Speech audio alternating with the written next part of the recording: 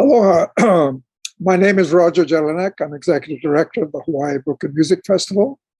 And it's my great pleasure to introduce Dr. Michael Meyers and his moderator, and actually sometimes co-worker, colleague, Tara Sullivan of Oceanit. Welcome attendees. And without further ado, I'm going to turn this over to Tara, and I will see you later. Aloha. Thank you. Hi, everyone. Thanks for coming to this talk. My name is Tara Sullivan-Suter. I work at Oceanit. Oceanit's a local research and development company headquartered in downtown Honolulu. I work on a couple of projects in the area of biomimetics and bioinspiration, and it's an area I'm really interested in. I'm here today with Professor Marc Meyers, distinguished professor in material science from University of California, San Diego. He's also was my PhD advisor, so we've worked together for many years, and yeah, he has very interesting stories to tell about his travels in the Amazon and the field of biomimetics. So please go ahead, Professor Meyers, if you want to introduce yourself. Okay, you have already done a very good job, Tara. Yes, I'm a professor at UC San Diego. I've been here. I am originally from Brazil, from a small town in Brazil. I always had a fascination with the Amazon and the jungle, and I went there when I was 20 years of age on a project, and I told myself one day I will return. And as I was getting older, this opportunity came with this unique centennial of the Roosevelt Rondon expedition. I have written just past my 500th paper, and I wrote 2 textbooks, but I also like to write fiction.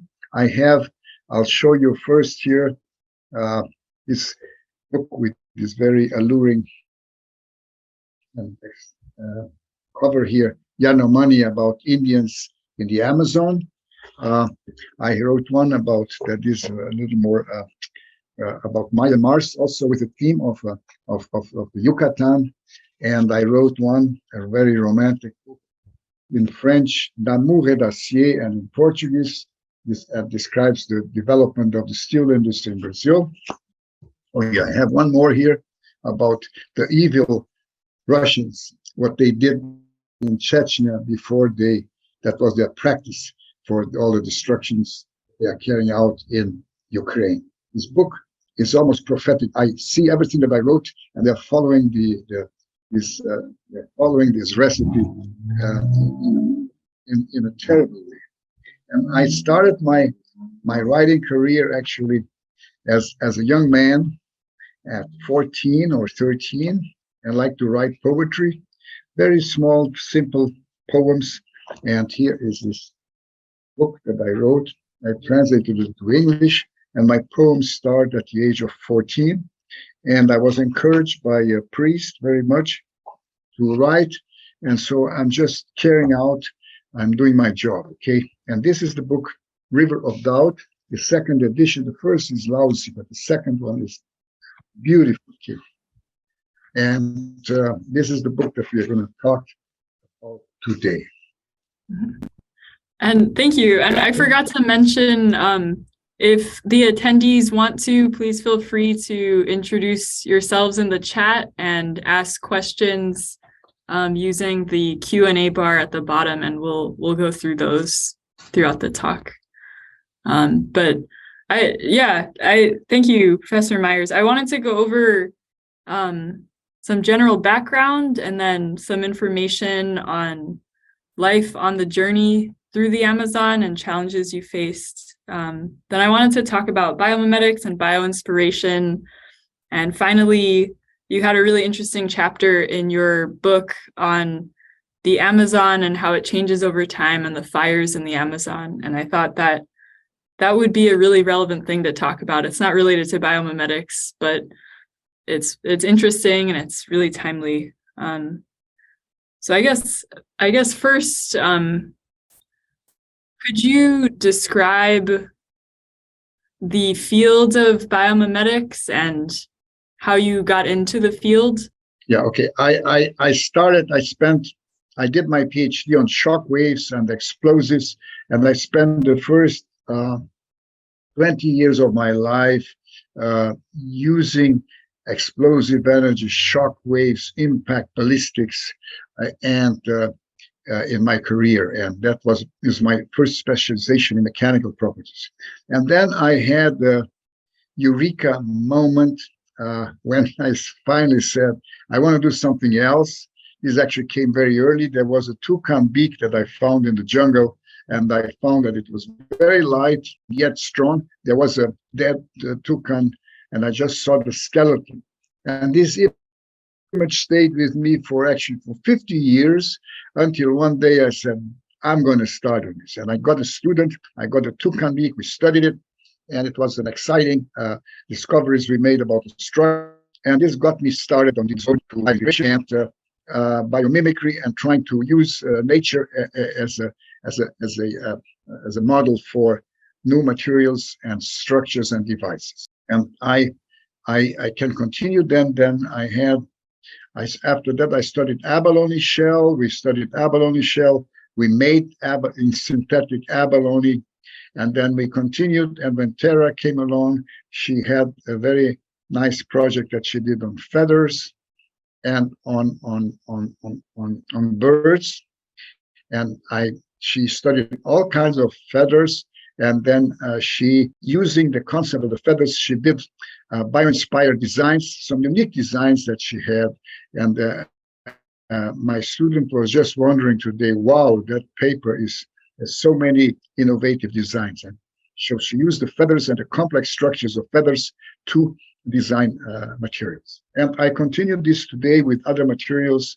I am now studying some other materials from the Amazon. That is the material from the Amazon that I'm studying now it's a sponge. It's called the cauchy. It has very small spicules, and I'm actually doing this in collaboration with Professor Edward Ars and my former student Hao Cheng Quan in Germany. I just returned from a month of research in the Institute for New Materials in Germany. And I can tell you more if you want about this. I have nature has a cornucopia. Nature has evolved through millions of years and has developed. Nature does not have at its very strong materials at its disposal, because it's mainly carbon, hydrogen, nitrogen, oxygen. It doesn't have tungsten. It cannot, because some of these materials we need high temperatures to synthesize, and in nature they have to be synthesized at room temperature. Okay, so the materials are not very strong. We don't have iron. We don't have aluminum.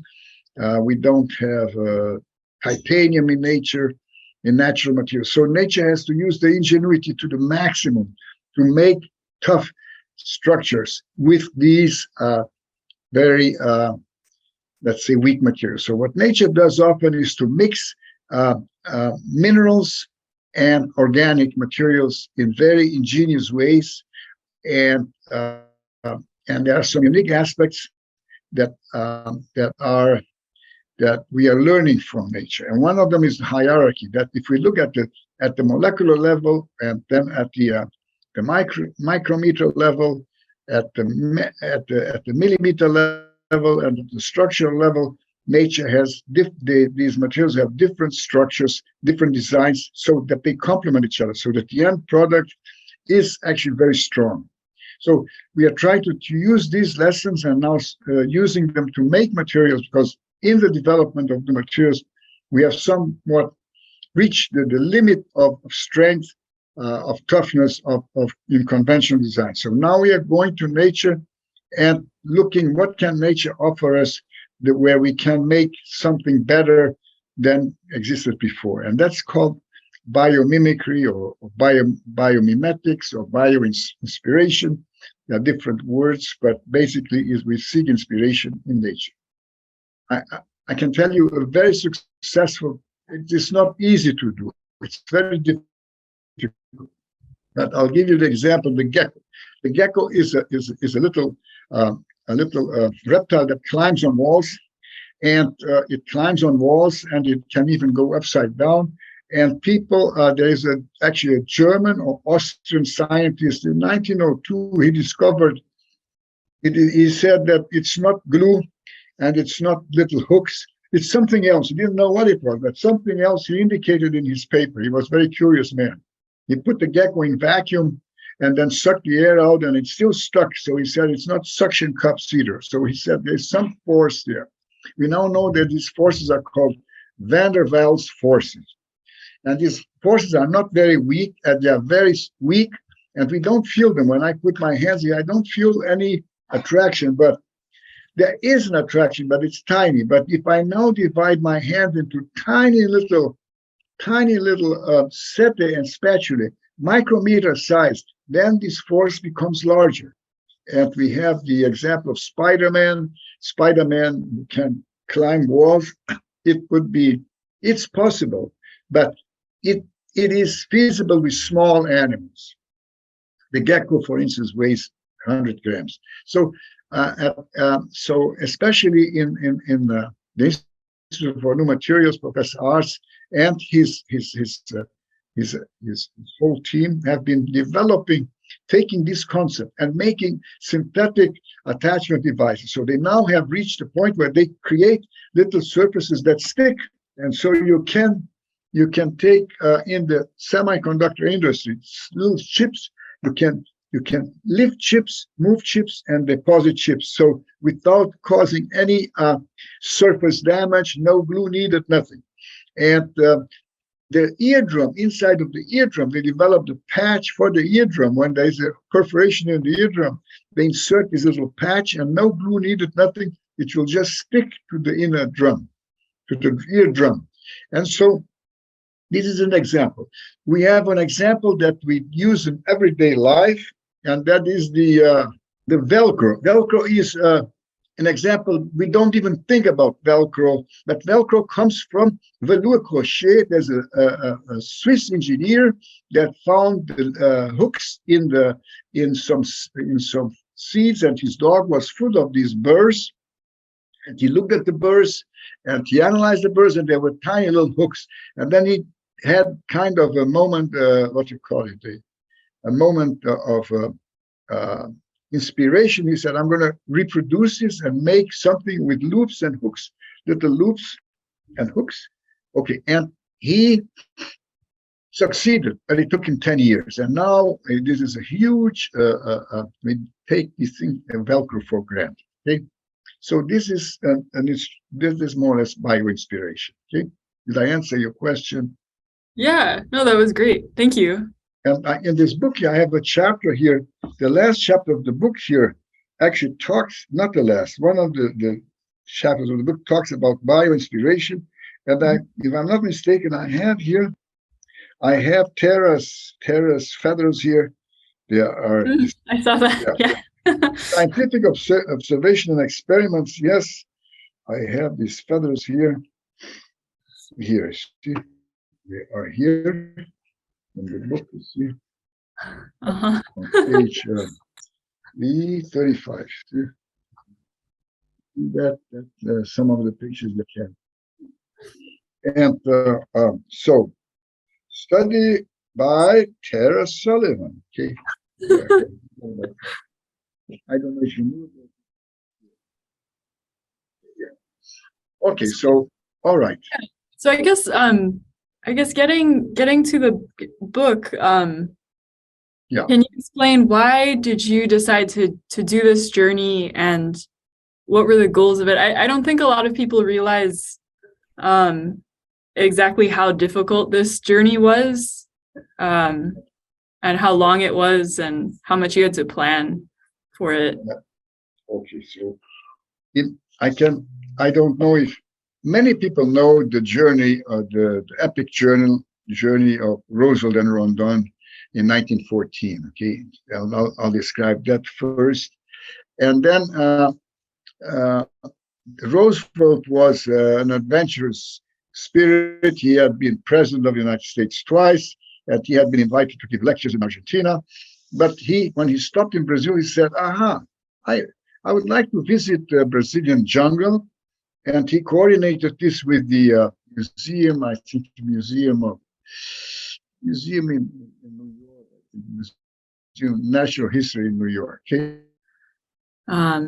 But in the book, they do talk about how talk about the journey of Roosevelt and Rondon through the Amazon and all the difficulties they encountered. I think several people died along the journey. There was a lot of malaria, a lot of bugs, a lot of encounters with people who lived in the Amazon that weren't happy to see foreigners coming through. So it was a really difficult journey, and I think Teddy Roosevelt was glad that he made it out alive, because it looked like maybe he wouldn't for a while. They had to cross a lot of rivers and waterfalls. One of the questions in the chat is, what is the book that he's referencing? So his book is called The River of Doubt. And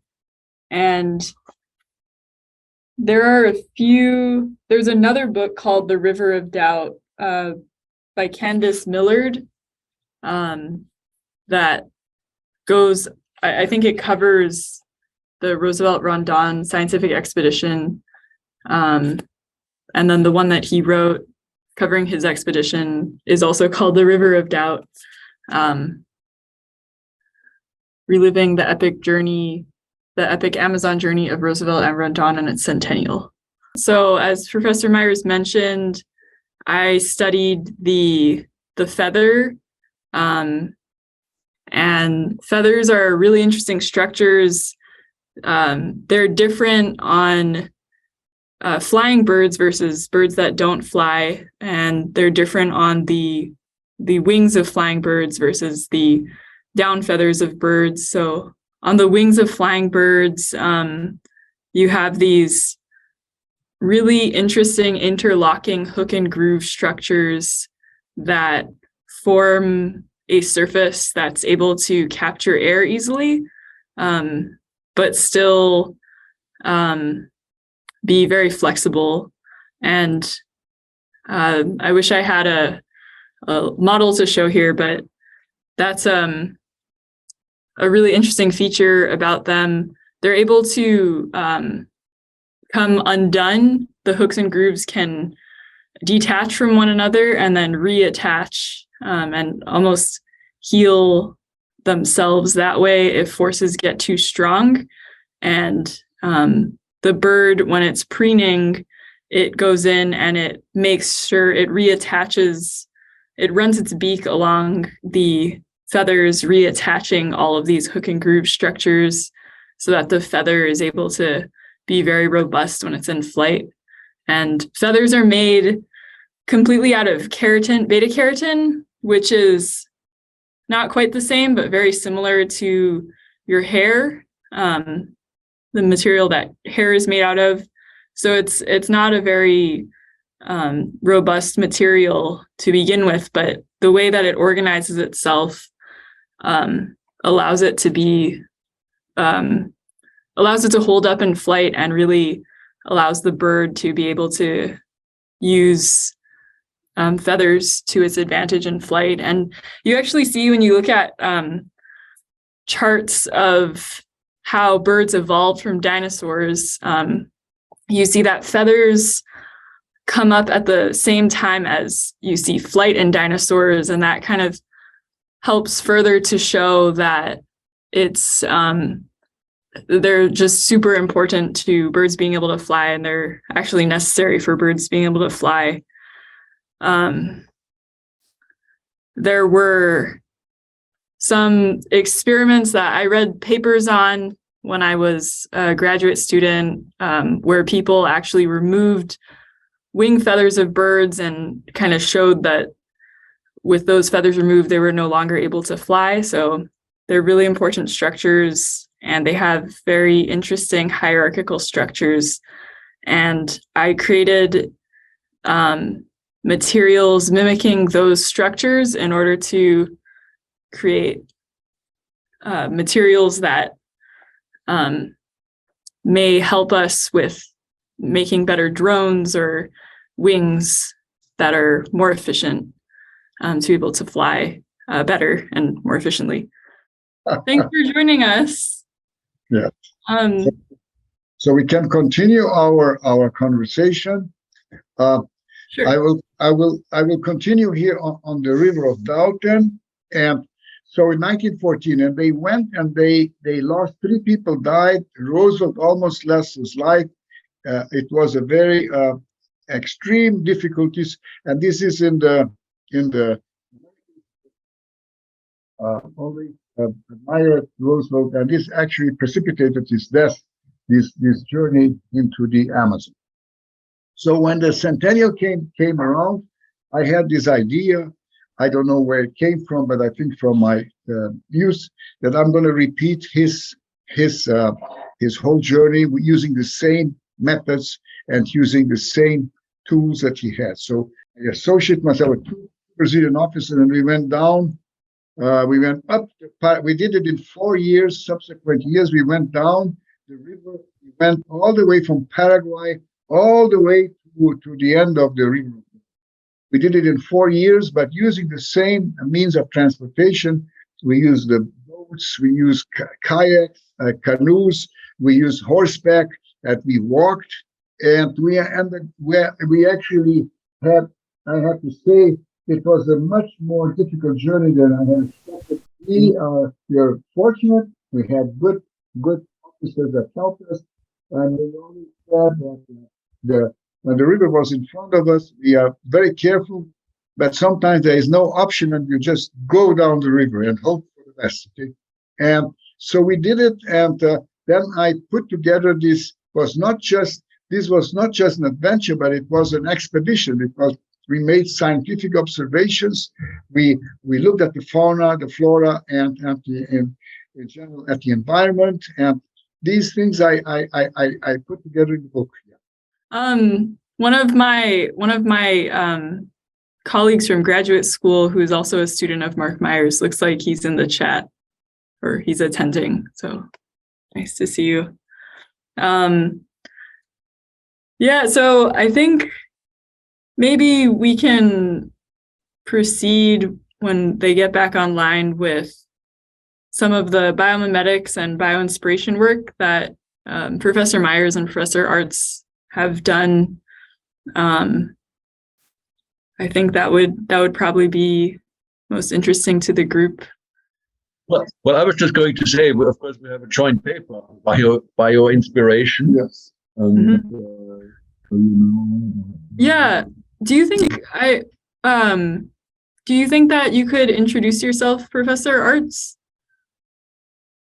Yeah. So what is the background? Can you in one or 2 sentences? Yeah. So we're just talking about biomimetics and bioinspiration, and specifically the study of organisms from the Amazon. So I guess just for some background, Professor Edward Arts has joined Professor Marc Meyers there. They don't have their camera on, but they're both there. And Professor Arts is the scientific director at the Leibniz Institute for New Materials in Saarbrücken, Germany. And they work together, collaborate on a lot of projects. I've worked with Professor Arts as well. So it's nice to see you again. It's been a very long time.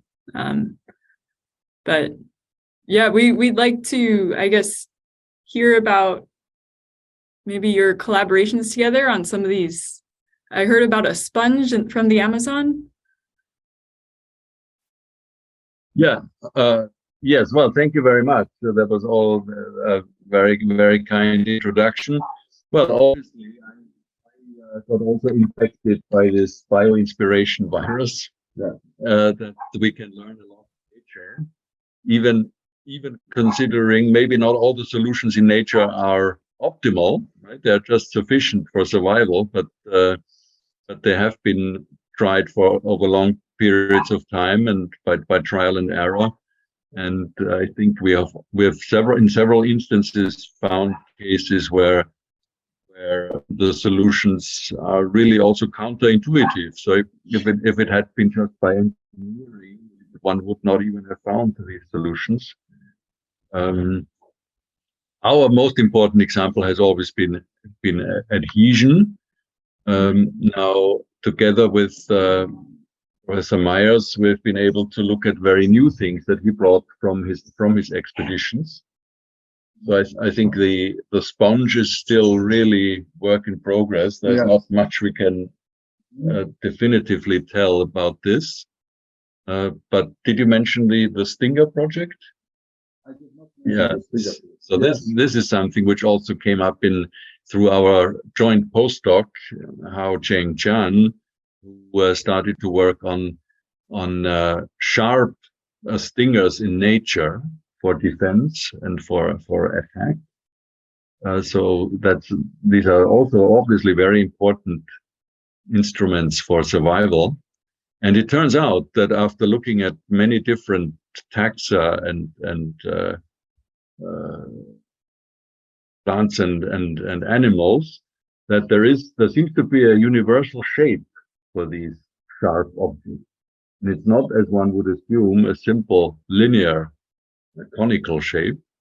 It's a more complicated shape. It's a parabolic shape. And we're just about to publish this.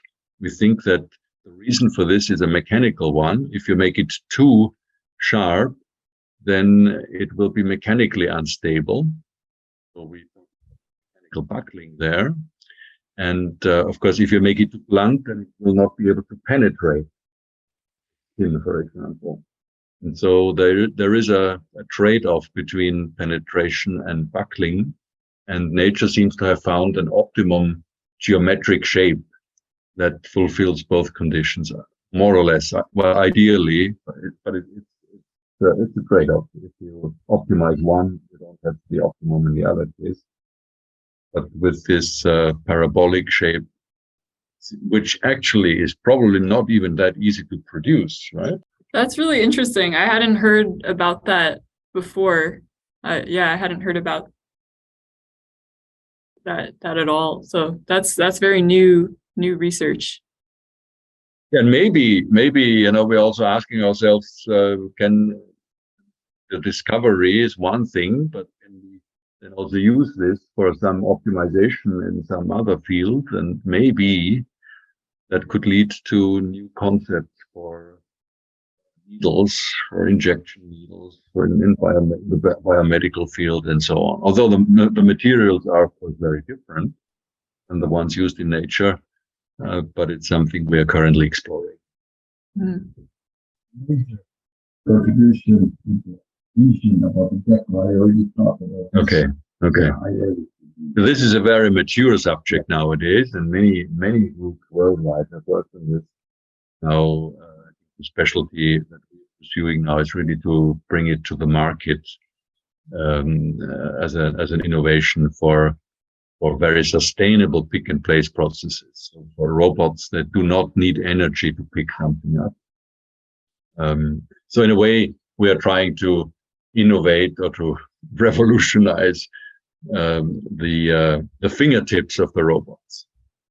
So it's not about the robot itself, but it's the fingertips on how the actual contact with an object that is being lifted and then placed, how that can be optimized so it does not consume energy, and that it also works on very small scale objects, micro LEDs or other. And it's again something which is derived from the natural example in gecko adhesion. That's Um, actually Yeah, one.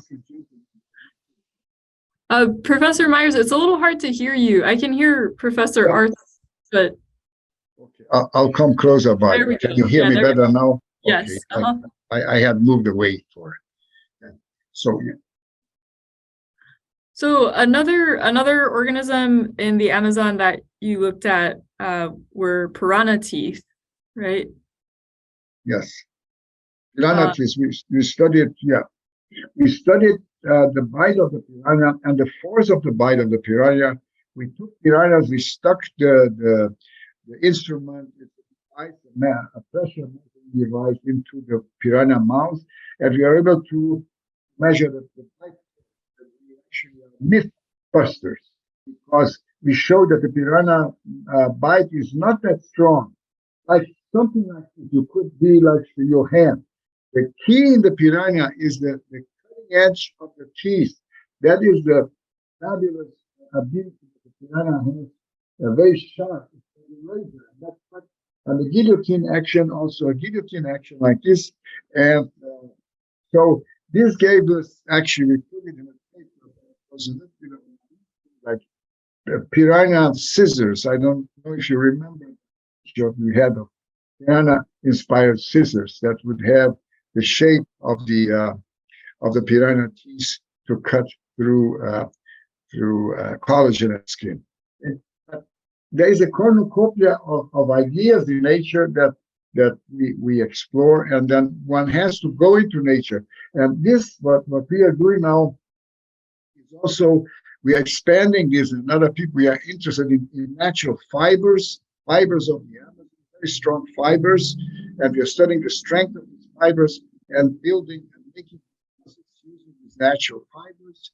I have now a student, Ben Lazarus. I don't know if you met him, but he's so excited that he now he's finishing his PhD, and he wants to do on the hoofs of the horse, and he wants to do a second PhD. He's going to Vienna, Austria, and then to study plants.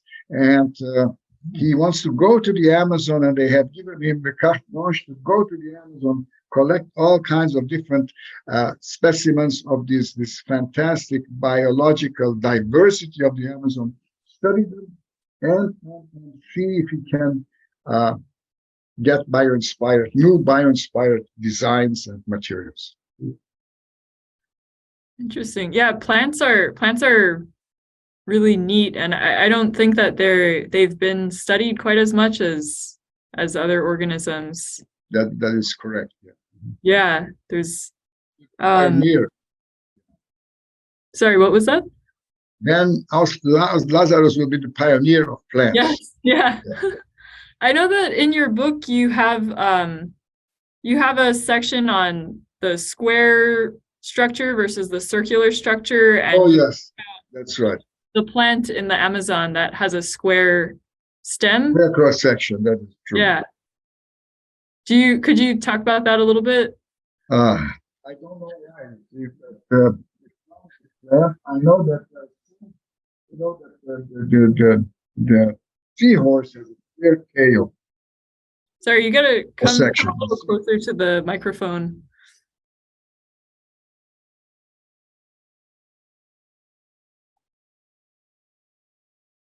Oh no. It froze. It froze again. And then Mike Porter, he explained why the tail was square. Now, the plants, why they have a square cross-section, we still have no explanation, and I did not pursue this, but you have a natural curiosity. Probably you should pursue this. I wanted to say a few words about what we observed in the Amazon, which is extremely important and current importance. The destruction of the Amazon, the burning of the Amazon. We've had a current administration in Brazil, the Bolsonaro administration, that kind of let there's groups of people enter the forest, and these are for gold mining, for fishing and hunting, for logging. and this is leading and most importantly for ranching and planting. These are large corporations. The last ones are large corporations. So this presents an enormous danger to the Amazon. I think that we should be very careful in preserving the Amazon and in developing in a rational way and not in a predatory manner. I have a chapter in the book dealing with that. The rate at which the Amazon is being destroyed is very scary, and it can have very bad consequences on the global climate. The Brazilians in the beginning felt, that was like 10 years ago, they had this philosophy that the foreigners, the Americans, are trying to invade the Amazon, and we are going to completely populate the Amazon, open up the Amazon so that we cannot be invaded. This is something absolutely in the imagination of the people, and sometimes was the government how created this state of affairs. But this vision is now changing. The young Brazilians are becoming very aware of the environment, of the protection. The indigenous people are being killed in many places. There is gold mining that is filling the rivers with pollutions from the mercury, and so there is a change in the attitude of Brazilians away from this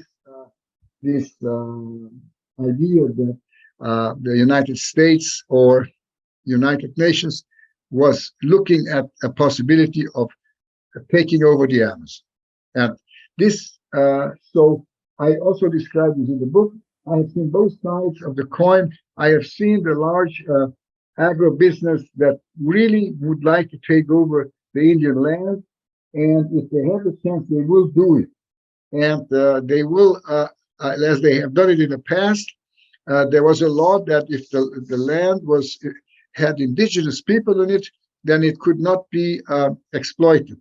So what these large corporations would do, or small corporations, they would go and try to scare the Indians away, shooting them and poisoning them, and basically eliminating them so that they could prove that there were no Indians in that place. I think those days are over, and it's very important. I want to dedicate part of my life to this, you see.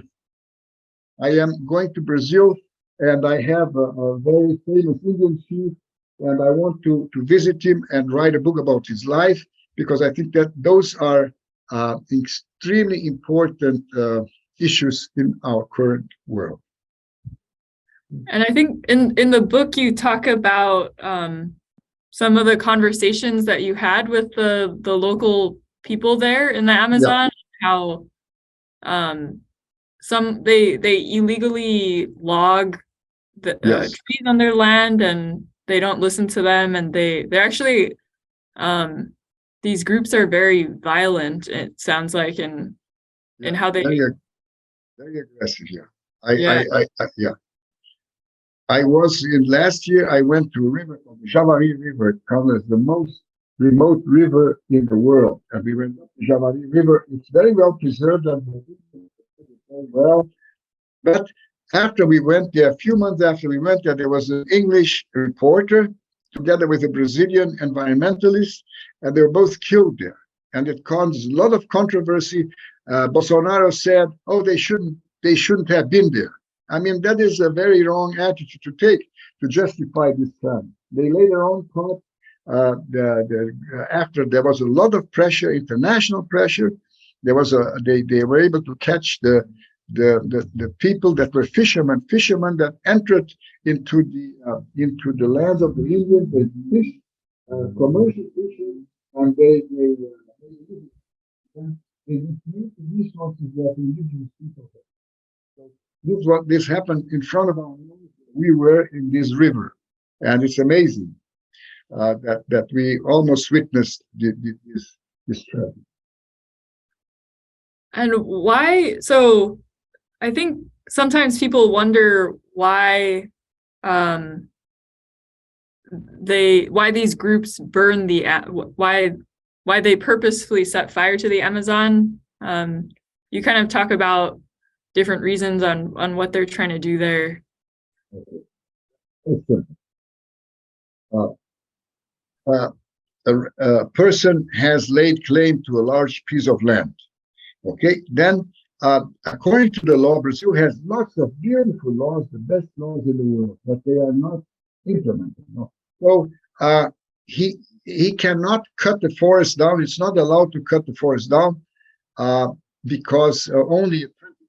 However, what he does is create fire, create and burn it, accidental fire that was actually generated. If the fire has burned his land, all the better, because the value of the land increases if it's deforested. The forested land has a value X, and the one that is deforested has a value, let's say, 3 times X. So then at that point, so there's a great incentive to burn the forest. The Indians, actually, the indigenous people protect the forest because that is their bread and butter, you see. The mining is another aspect. They go for gold mining. Now there's diamond mining. There is a region in the River of Doubt where we went down. There's a region there that is extremely rich in diamonds. That region in one, what was it called? Pangaea, was very close to South Africa. So, and they separated, and that's the region, and Kimberley mineral. That's extremely rich. So miners have come in and they have invaded the land, and sometimes with the knowledge of the Indians, and they killed the Indians, but then there was a huge fight, and about the Indians finally were able to get rid of them. So these conflicts that exist all over the Amazon and are really the Indians are often the victims of violence because of greed, and simple greed, because these people that are entering there, they are often not rich. They are gold miners. These gold miners, gold diggers, they are after gold, and then the classical, it's like in the Western, the gold digger. He goes out, he has his gun, gets gold, then he goes and drinks for 3 weeks, gets drunk for 3 weeks, spends all the money, and then goes back in there. That's their lifestyle. That's their livelihood. And they use mercury to refine the gold, to separate the gold from the earth, and that mercury, and then they burn the mercury. The mercury goes into the air, and it falls into the river. And all the fish have high levels of mercury. In the Madeira River, there are thousands of these boats mining the bottom of the river. So it's a great, on the northern part of Brazil, coast of Venezuela, where the Yanomami territory is, the same thing is happening. Large groups, there's a group called Schneider Group. It's a Brazilian group, it's called Schneider. They get large swath of land, and that they develop, and they do modern agriculture, but in so doing, they need to remove the forest. Okay? And the levels of the river go down. We have documented the River of Doubt has much less water today than it had 100 years ago. That's really alarming. All of those problems.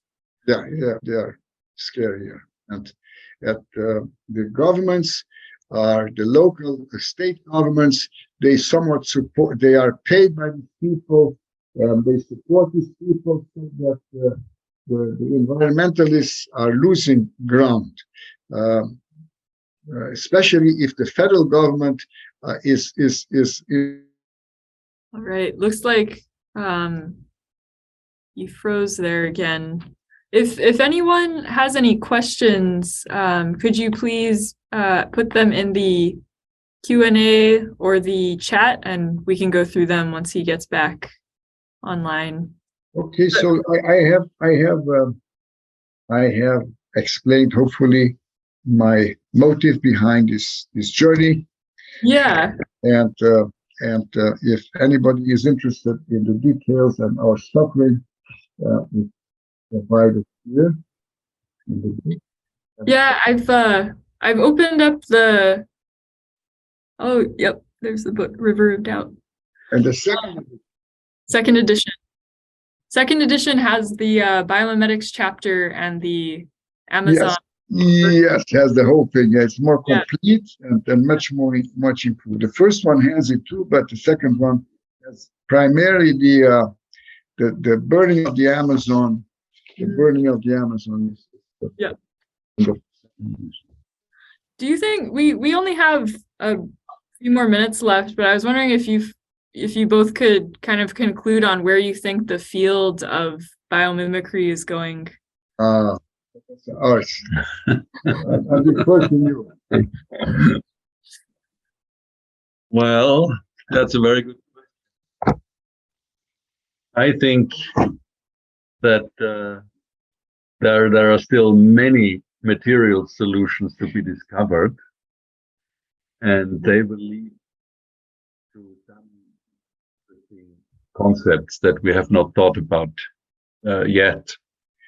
Now, very often, I think that history has shown that some of these examples are very specially adapted to nature, and even if you think that they could be useful in an engineering context, it's not all that easy to actually do that and to translate it into our lives. I think that's maybe the most that needs to be done in this translation process, application to everyday life and so on. And that also means that we're having to also into not only materials, but also into systems that are created from these materials, and to then take advantage of also systems in nature that are by definition sustainable and non-toxic and resource efficient and so on. And I think this is, of course, the name of the game for the future. We have to become resource efficient. We have to become circular in our thinking, in our use of materials and resources.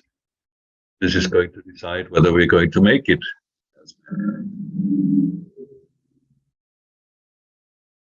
Marc.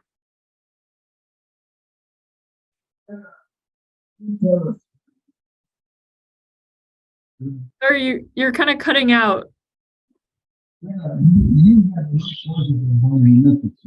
That you're excited about, right? I have, sorry, I couldn't hear you. A new project on biomimetics. Yes, yeah. So I'm actually, one of the things I'm working on is using feathers. There's a lot of waste feathers generated in the poultry industry. When people eat chicken, they don't know what to do with the feathers. They usually incinerate them. Sometimes they even feed them back to the chickens, which is pretty disgusting. Wow. But they generally don't have a purpose for them. So the idea with this project is to try to convert those feathers into a useful fiber to replace some of the synthetic polymers that we use, like nylon, for instance. I'm also working on a project that I've actually, in working on it and trying to think about it, I've read some of Professor Art's papers on adhesion. It's trying to look at a biomimetic solution to biofouling to prevent things like barnacle growth, algae growth on ship hulls. So I know that it's a really difficult problem, and you can solve it with these toxic coatings, but they've outlawed a lot of the toxic coatings because they're killing the marine life. So I'm trying to look at inspiration from soft corals and from dolphins and other animals that dynamically move their surfaces, with the idea that if the surface is unstable, the organism can't settle. I think one of the problems is that there's so many different organisms in the ocean, and they're all at different length scales, and they all adhere differently. So it makes it very challenging. But that's another thing that I've been working on. I do see there is one question that came up on if the study of exotic fish scales is mentioned in your book. And I believe it is, right? Because you discussed the arapaima. The fish scales, yes. The Yeah. fish scales are described, yes. Not the tails. The scales are described, and we continue this. These scales have amazing properties, and they are high toughness. We measured the toughness, and it is they are the highest toughness among biological materials, the arapaima scales. So we did several papers, but my resources as a professor are very limited. So I have what they call guerrilla tactics. I do a material for some time, and then I move to another one and move to another one. I do not have the resources to do a 10-year project with 10 people. So I'm very limited. I have to give one more example. And very, very well, Bin Yang very well, right? She's now a professor in Hong Kong, and she has admired the mangrove on the ocean, and she's developing a system, desalinization, inspired on the mangrove. It's very challenging, but a very important problem. So I wanted to mention her as also a talented former graduate student here. So these problems are there. We have to use our imagination to find them,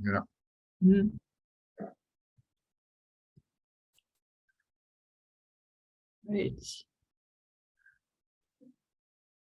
Tara, I think You see Roger there.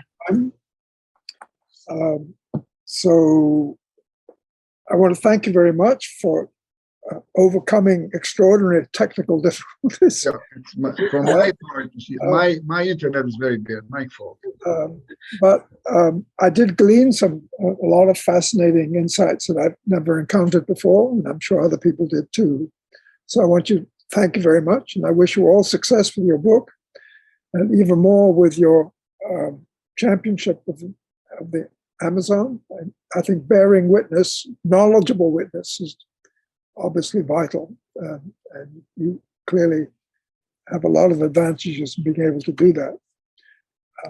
So I wish you well, and thank you again very much. And thank you, Tara.